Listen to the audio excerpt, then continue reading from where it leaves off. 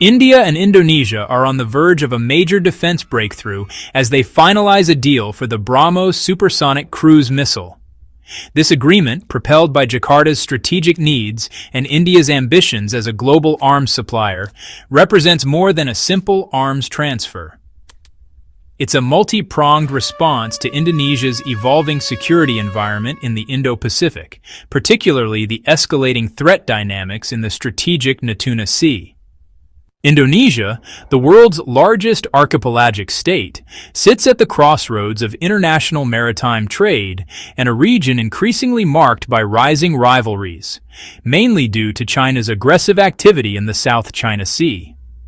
The Natuna Sea, part of Indonesia's exclusive economic zone, has emerged as a flashpoint. Chinese vessels have made repeated incursions, challenging Indonesia's sovereignty and underscoring Jakarta's military vulnerabilities. Illegal, unreported, and unregulated fishing, overlapping territorial claims, and broader geopolitical rivalries further complicate Indonesia's efforts to safeguard its maritime domain and national interests. So, why does Indonesia want the BrahMos missile? Indonesia's current anti-ship missile arsenal, including the Exocet, Russian P-800 Onyx, and Chinese C-705 and C-802, have operational ranges of 120 to 230 kilometers.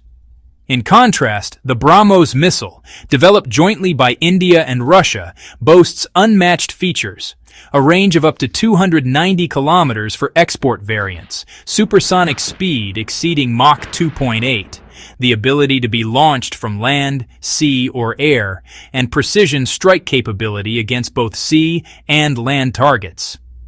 None of Indonesia's existing surface-to-surface missiles offer the range, accuracy, or supersonic speed of the BrahMos. This arms gap, honestly, has created an urgent requirement for Indonesia to enhance its deterrence posture and raise the potential costs of aggression or coercion by adversaries, particularly China, near its exclusive economic zone in the Natuna Sea. The BrahMos missile provides Indonesia with several advantages that directly enhance its national defense and deterrence. First, with a range of 290 kilometers, Indonesian forces can engage adversarial ships far before they threaten the coastline or critical infrastructure, basically pushing potential threats farther from Indonesian shores. Second, its supersonic speed, reaching Mach 2.8, makes it extremely difficult to intercept, which, reduces the time available for enemy countermeasures and really boosts Indonesia's first strike effectiveness. Third, BrahMos is equipped with advanced guidance and targeting systems, allowing for high accuracy. Its versatility, deployable from ships, trucks, or aircraft, offers Indonesia flexible options to defend diverse maritime zones.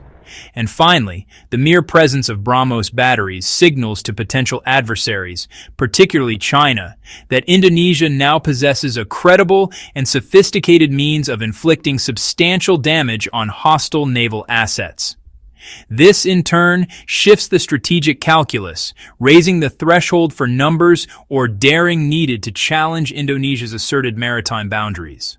The finalization of this missile deal has required navigating a complex diplomatic landscape. Since the BrahMos is a joint India-Russia product, all exports need Moscow's approval, not just to protect joint intellectual property, but also to ensure the technology doesn't strain Russia's own relationships in the region.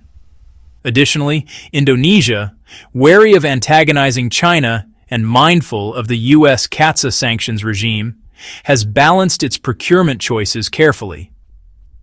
Jakarta's preference for commercial financing rather than government loans and its bureaucratic procurement procedures have further delayed the contract. Even with these constraints, both India and Indonesia stand to gain geopolitically, the former consolidating its status as a global defense supplier and strategic partner, and the latter reinforcing its autonomy and negotiating leverage in regional diplomacy. The near finalization of the India-Indonesia BrahMos deal marks a strategic shift in Southeast Asia's security landscape. It strengthens Indonesia's role as the frontline defender of maritime order, not just for itself but as a key ASEAN member.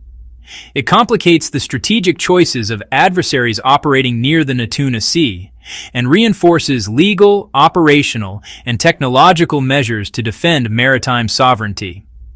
This deal is likely to spur further defense modernizations among Southeast Asian countries and prompt greater India-ASEAN security collaboration in the coming years.